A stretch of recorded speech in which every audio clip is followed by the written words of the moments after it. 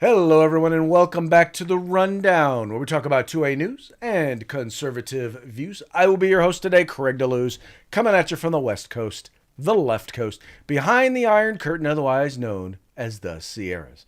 Fortunately, Mike was unable to make it today, but we're going to have a good time because it's going to be me and you and me. We're going to talk about, well, once again, 2A news and conservative views, and we're going to have a good time doing it. But before we do, we got to make sure to give a quick shout out to our sponsors. Let's see. Let's start right here at Hitman Industries. You can find them at hitmanindustries.net. If you're looking for pistol or rifle length or caliber barrels, they are the place to go. All you got to do is go to hitmanindustries.net. Remember, they have a first responders discount, so check them out today. Then you've got the California Republican Assembly, referred to by Ronald Reagan as the conscience of the Republican Party. They work very, very hard to elect conservatives to all offices in the state of California, from school board all the way up to President of the United States. Check them out at cragop.org. If you want to become part of California's future today, join CRA.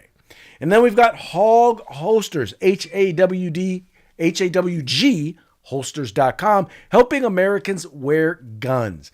If you're looking for inside the waistband, outside the waistband, tactical holster, concealed carry holster, whatever type of holster you're looking for, whatever layout, whatever firearm you may have, trust me, they have a holster that will fit your needs. Just go to hogholster.com, use the discount code The Rundown, all caps, no spaces, and get your Hog holster today. And then finally, if you're looking for any sort of outdoor gear, whether it's cold weather gear, warm weather gear, hiking gear, hunting gear, pretty much all tactical gear other than the gun itself, you can find it at uscombatgear.com. Veteran owned and operated, fast shipping, quality products, great prices. Check out uscombatgear.com. All right, getting into today's holster. It is something that has been kind of an ironic thing that has been happening lately, is watching the mainstream media wake up to realities, or at the very least, eventually not ignore the truth. I mean, eventually you get to a point where you can only lie about things for so much. And the mainstream media has seemed to go out of their way to lie about so many different things, including the impact of illegal immigration. Well, according to Breitbart News, the New York Times has actually finally come to grips with the idea that illegal immigration is causing a problem. And in this particular case, one problem they're referring to is how illegal immigration is driving an exploitive underground economy. It says here, while Democrats such as Mayor Eric Adams and Governor Kathy Hochul have repeatedly suggested that welcoming illegal immigration to New York is compassionate and humane, stories from border crossers and illegal aliens paint a vastly different picture. In interviews with the New York Times, multiple border crossers and illegal aliens who have arrived in New York City with the 110,000 migrants since the spring of last year detailed how they are being exploited and extorted in the city's underground economy. One such Venezuelan man, with his wife and 3 children, told the Times that he has been left with thousands in debt after taking out a loan to pay Mexican drug cartel smugglers to get his family or to get him and his family across the United States border. The man is now renting a moped for $400 a week and paying a weekly $150 fee to use an Uber Eats account under the name Jessica, so he can make deliveries across Manhattan and Brooklyn, his family's main source of income. Folks, this is just one example of the sort of stuff that we're in fact talking about when it comes to how it's exploitive. See, here's the thing about illegal immigration. People who come here illegally, they realize they can't really go to the law. Or at least they're afraid that if they go to the law, that they will wind up in the end getting arrested and deported. So you have people who take advantage of that, right? There are people, both both the drug cartels, the people in Mexico or tied to those in Mexico who bring them here, and the people who actually live here and exploit them. And quite frankly, I'll be honest with you, in some of these cases, these are business owners who are seeking to get a leg up on their competition and are hiring illegal immigrants in order to undercut and provide less than quality working conditions, in order to provide less pay. And by the way, they're not the only ones who are hurt in this case, because as they are undermining safe working conditions and undermining pay, they're doing it while doing jobs that Americans would do, right? We're talking about, well, for once again, take an example for a job like Uber Eats. Americans would be doing that if it paid fair market value. But guess what they're doing? They're undercutting it. People would be doing jobs in the service industry. But guess what? Those who have come here illegally are undercutting it. And they're now, mind you, they are being exploited in doing so. But in many cases for them, it is still more than what they were earning in the country in which they came from. So it's just interesting to see. What's funny about a lot of this is the New York Times, in their articles, is, as you read the stuff that is in the New York Times, don't understand or get that it's the idea of encouraging these people to come here illegally that is causing the problem. When you provide them the incentives, when you tell them, come, we'll make sure you get jobs. Come, we'll make sure you get health care. Come, we'll make sure you have a place to stay. When you do that, number one, you tell for them to come, and then come to find out, those of you who decide that you want to have sanctuary cities don't actually have the resources available to meet the promises that you have made. That's number one. I mean, think about this.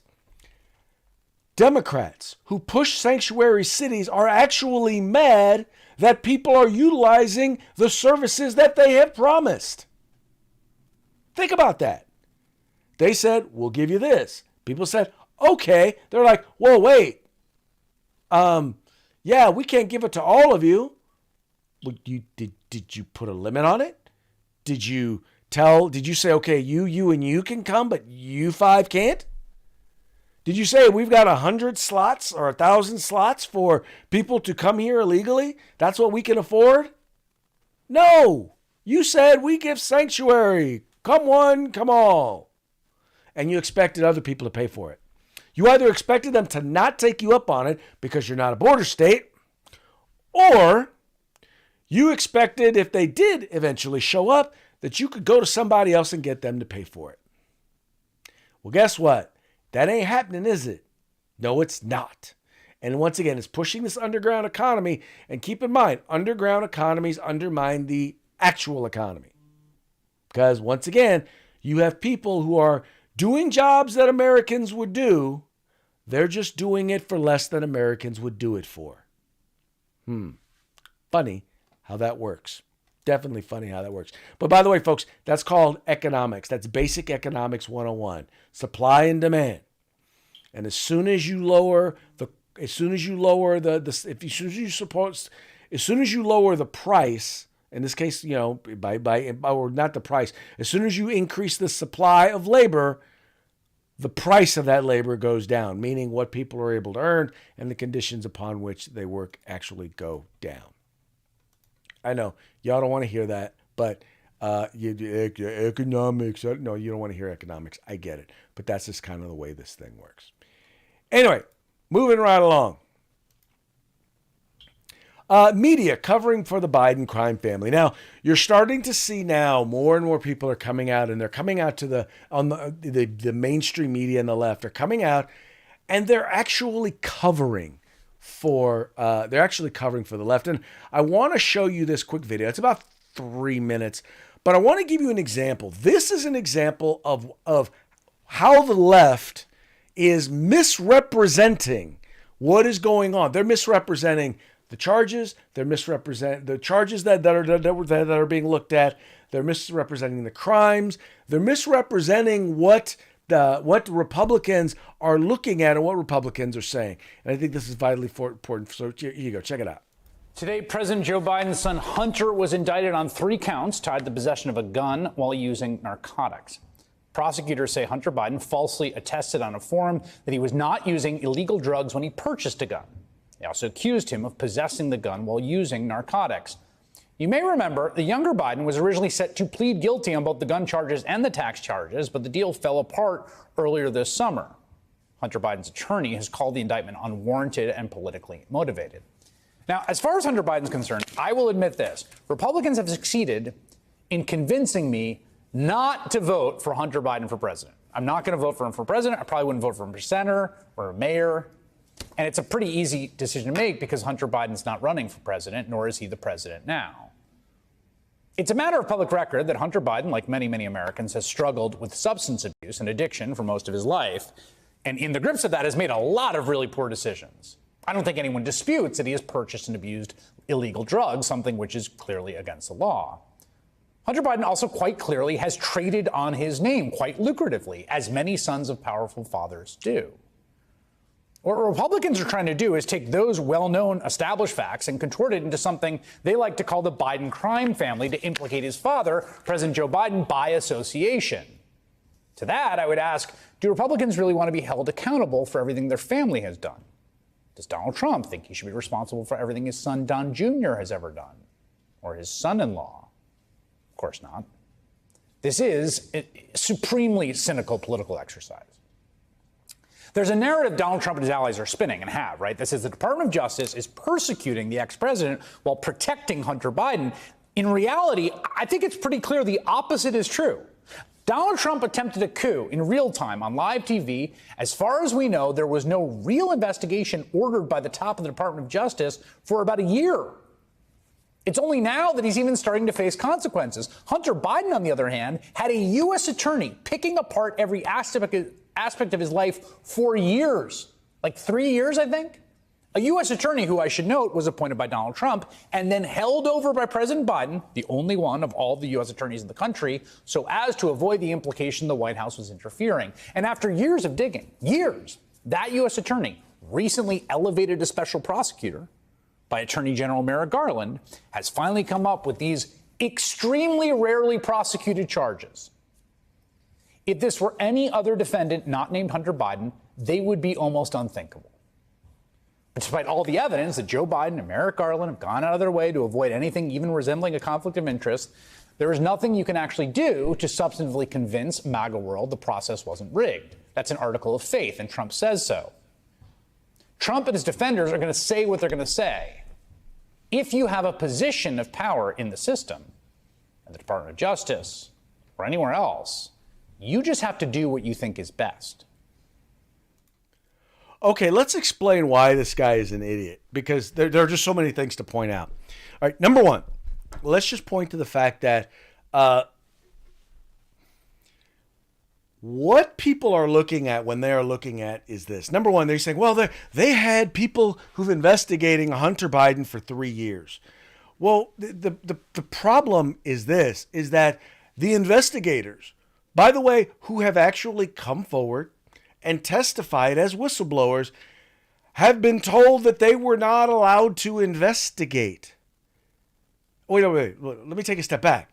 First of all, the gun charges are not the only charges that we're referring to here. It's funny how they're ignoring that. They're pointing to and looking at the only charges that actually don't include Joe Biden. But they're looking just at the gun charges. Say, oh, well, this is just the gun charges. They're completely ignoring the fact that he's operating as a foreign agent, lobbying the government without actually ever registering. That's exactly what Paul Manafort was convicted on. And that's a real thing that he has done. That's a real thing that Hunter Biden likely has done. Because if he didn't do that, then one has to wonder, as he is traveling around the world, and this is another thing that they are completely ignoring, the timelines, as Hunter Biden is traveling around the world with his then vice president father on Air Force Two, right? That's an official government plane, to Ukraine, to China, right? To Russia. And then he is doing business meetings while his father is supposedly there on business or doing vice presidential business. And then there are, within weeks, if not days, cash showing up in bank accounts from Chinese business leaders with ties to the Chinese Communist Party. There's money showing up in accounts in registered LLCs from Ukrainian and Russian oligarchs. And all of a sudden, things are happening. Policies are being made within the administration, in the Obama-Biden administration, that happen to benefit the clients of Hunter Biden. But none of that does he mention in his piece. None of that. He doesn't mention the fact that during this deal, that plea deal that got blown up, you notice he didn't say why it got blown up. It got blown up because they were hiding they said any other charges that were a part of the, we're going to let him go on the tax charges. We're not going to go after him on any of those, including, by the way, the ones that we were able to stall out long enough so that the statute of limitations ran out on them. But that's a whole nother story.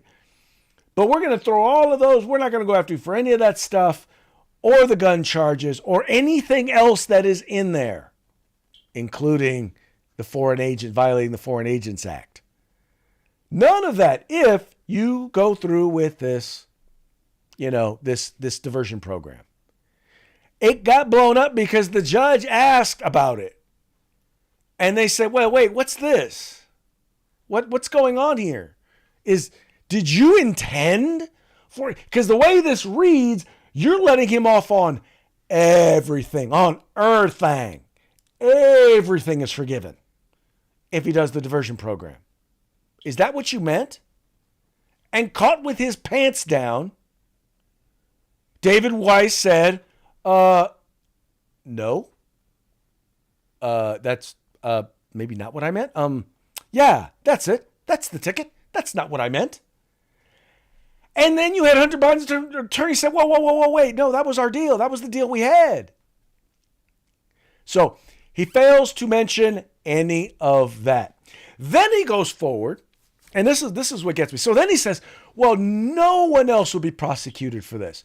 Well, under an Obama and a Biden administration, they are correct. Because in either case, despite the fact that they want to go out of their way to charge people or to change the laws to make the possession or the owning or the legal selling of a firearm a crime, they never actually go after people who illegally possess firearms. Oh, they want to go after dealers, firearms retailers who maybe have made a mistake on paperwork and they want to take away their livelihood, right? But they don't actually go after anybody who's convicted of a crime or anybody who commits crime that involves the possession of a firearm. So he's right. Biden doesn't do that. Trump did. Bush did. Obama didn't. Right? So he's kind of right there. But the truth is that in particular under the Trump administration, not only Trump, but under the Bush administration and the Bush administration before that, that's one of the ways in which they helped to fight crime. They actually federally went after people and they went after them specifically on gun charges and got them locked up on federal gun charges, in particular in states that had lax laws or refused to go after criminals. But it acts like, oh, this is the malicious prosecution. Let me tell you something, folks. If you are not paying attention, start paying attention. As this goes on, I know some people are like, they want impeachment now, and they just folks, listen, there's a process. Let the process play out. Let the evidence come out. People are like, we want Hunter Biden before a committee now. No, get the bank records so that when you have the bank records, you know what to ask Hunter when you have him before the committee. Anyway, look, all I can tell you is this, is that the media is going to continue to carry water because, and once again, it's not because they like Hunter Biden. It's because they realize this. They recognize that this is a stone's throw away from Joe Biden. And that if anyone starts paying attention to any of this other stuff, they realize it's going to put smack dab right in the middle of Joe Biden and the Biden family. And I will call them the Biden crime family, because they have pocketed millions of dollars trading off of Joe Biden's name. Not Hunter Biden's name. That's the other thing you notice he said in there. He talked about trading off of Hunter Biden. Hunter didn't trade off of his own. He traded off of his last name, as it was tied to his father's name. In fact, he so traded off of his name, he wouldn't allow his own daughter to have his last name. But I digress. Folks, just keep paying attention to this. The media is going to continue to carry water for you cannot, if you're just listening to MSNBC or CNN or the mainstream news media, trust me, you are not getting all of the information. You are like in the Matrix. All you're doing is you're just being fed the lies. You're just seeing the Matrix. I'm offering you the red pill. Take the red pill. Pay attention. Pay attention to what's going on out there, because these folks are not telling you the truth. Anyway, moving on to our next story. You guys remember the attempted kidnapping of, or at least a kidnapping plot of Detroit or Michigan Governor Megan Whitner? Well, it turns out that the last three of the folks who were being accused in that particular trial, they have now been found not guilty. Let me pull it up here real quick. They have now been found not guilty, as reported by the Washington Free Beacon.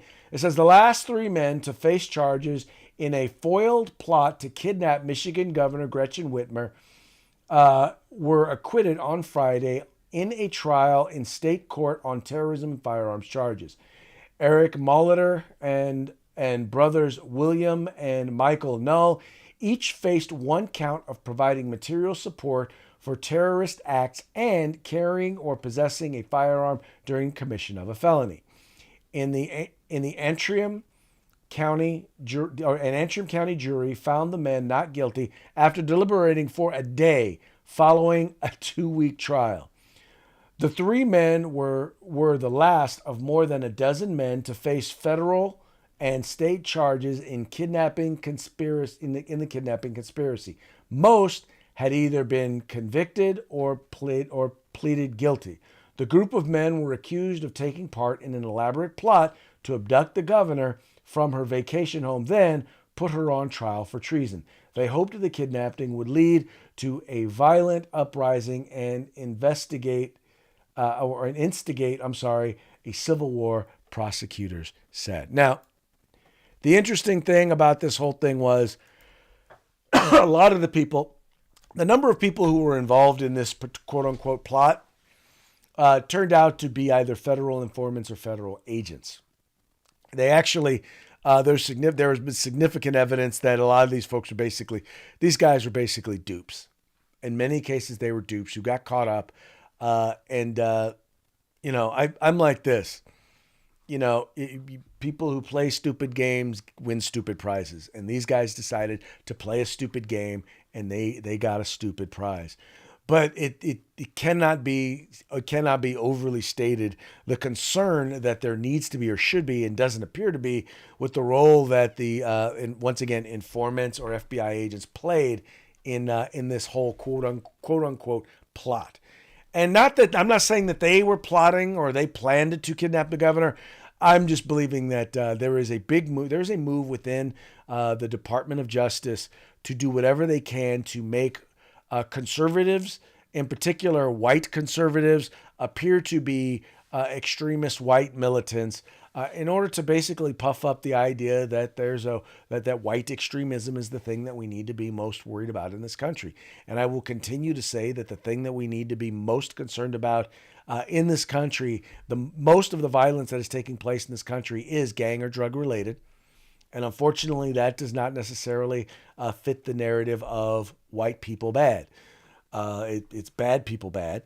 But it doesn't fit their narrative in particular of conservative white people bad. And that's the reason why they're pushing that narrative. And it's interesting that it took them less than a day to be able to figure out that, yeah, these guys were dupes. that's really all that's all that you can really take away from that particular thing. Anyway, our next story, this is from NPR, and it's no wonder it's from NPR, because NPR is pushing the idea of nonpartisan primaries. And in this piece from NPR, you have, I'll just read the title of it. The U.S. has a primary problem, says advocates who call for new election systems. Most states and federal primary elections in the U.S. are divided up by political party, and many are only open to voters who are members of a party. Reform-minded advocates and many political scientists say this system is not working. They say relatively small numbers of voters are selecting their nominee, often in a district or state that leans strongly toward one party. So, whoever wins the primary cruises to victory in the general election. The group, United America, underscores what it terms the primary problem, with the finding in 2020 only 10% of eligible Americans nationwide cast ballots in primary elections that effectively decide the winners in a supermajority 93 or 83% of congressional districts. Now, there's some things that are pointed out here that are true, and some things that are pointed out here that are based on assumptions that they make. Part of the problem is that more and more people are getting frustrated with the primary system. The problem is that there are people who look at parties and they assume that, well, if I am in a particular party, then I believe everything that party believes. And most people are a member of a party because it most accurately aligns with their particular political views. The thing about looking at political parties right now is that when you try to remove the idea of saying, okay, well, guess what? We're just going to go with nonpartisan primaries and let people run as they may. The thing is that you then empower political parties because political parties spend money supporting candidates that fall in line with their political views. In other words, they're members of their particular political party. And you wind up in places like California, where in many cases where you do have those strong majorities, you wind up with, instead of a Republican and a Democrat, or two people with two differing political ideologies, you wind up with people in the runoff with pretty much the same ideologies. You have Democrat 1 and Democrat 2. In Republican states, which Republican states generally don't do this, you wind up with, in Republican states where they don't do that, you wind up with a Democrat who has a particular political ideology and a Republican who has a different political ideology. That just doesn't work, folks. It doesn't work because then you wind up in situations where, and I'll be honest with you, and a lot of times in races for state assembly or whatnot, I find myself in a position where I'm like, I have to vote for the less evil of two Democrats. And I feel very comfortable in saying that because usually I only have bad Democrats to choose from. And so you wind up with people just not voting. They wind up not even voting because they don't even get a chance to have someone on the ballot who represents their particular political perspective. But the reason why an NPR is pushing this is because they recognize that it's a way in which for them to hide their candidates. Once you put a D after someone's name, here's what you know about them. You know that they support putting pornography in public school libraries. You know that they support having no southern border. You know that they support chemically and surgically altering children with or without their parents' permission. You know this because that's what their party stands for. You know that they support taking the child of a life in the womb. You know that they support taking away your fundamental right to keep and bear arms. You know they support taking away from those who've earned to give to those who haven't. You know that. See, the great thing about the D or the R after the name is you at least then have a pretty good idea, or at least a basis from which to start determining where a person is. Because I'm a believer that, if you're going to be a registered Republican, if you're going to run as a registered Republican, I ought to at least be able to convict you of being a Republican. And same thing with a Democrat. If you're running as a Democrat, I ought to be able to convict you of being a Democrat. But in most of these cases, that's not what they want, because they want to hide the fact that they believe in many of these radical things that their party is aligned with, They want to hide that. And they want to hide that by saying, well, let's get rid of the quote unquote party labels. Because the other thing is, I am be honest with you, most folks are not. And by the way, folks, I just be honest with you. This is the other thing is party label or not. Most people are not taking the time to get to know who the candidates are that they're voting for. Remember, the party label is only the beginning. It only gives you a fundamental understanding of where they're coming from. You need to take the time to find out where the individual candidates stand on individual issues, and then decide which candidate is most in line. It's a shortcut. It's a way in which for you to start, but it ought not be the end point. And once again, what their goal here is to take advantage of the fact that they know you're not going to do your due diligence. I hate to say that, but that's it. That's their goal. Anyway, moving right along. It's now time for our parting shots, brought to you by Hog Holsters. Get your Hog Holster at hogholster.com. Go there, use discount code The Rundown. Get your Hog Holster today. All right, our first one here. If you want to know why young people are confused, this is a real simple one. Here you have our Assistant Secretary for Health and Human Services, who is a trans woman, claims to be a woman, but kind of looks real manly. You got President Joe Biden, who they call competent. You've got Kamala Harris, who really, as far as I know, well, she says that she is African American, but you know, I'm not going to dispute that one. Then you've got George Floyd, who is a hero, which, I think there's reasonable reasons to question that. You've got Bill Gates, who's clearly not a scientist. You've got Michelle Obama, who's clearly not oppressed. Got AOC, who is no genius. You've got, what's her snot here? You've got Greta Thunberg. She is no expert. And then you've got mostly peaceful protest. Yeah, that's not. And then you've got our good friend there, Elizabeth Warren, is not a Native American. All right, moving right along to our next one. Okay, so here you've got, this is a quote by Rush Limbaugh. Rush Limbaugh basically says here that liberals measure compassion by how many people are given welfare. Conservatives measure compassion by how many people no longer need it. And I think that is the most appropriate example of the difference between the compassion of the left and the compassion of the right. Then we've here got the media making you forget. Oh, by the way, these are the two guys from Men in Black, Tommy Lee Jones and Will Smith, using one of those neuralizers that make you forget stuff. It says here, the media making you forget the last 3 years of nothing but lies while it focuses your attention on UFOs. Oh, that is funny. And finally, you may have heard that a F-35 stealth jet went missing. Yeah, well, I think I found it. It appears to have appeared on eBay, and it's only for sale for $80 million. By the way, folks, that's a good deal, seeing as how those things actually cost somewhere around $150 million is the replacement cost of one of those planes, just in case you were wondering. All right, folks. Well, hey, that's going to be it for today's show. We very much appreciate you tuning in. We appreciate you liking and sharing the program and encouraging your friends to do the same. Please remember to tune in tomorrow. That's right. Please tune in tomorrow. We will be back for Taco Tuesday. Holler at you later.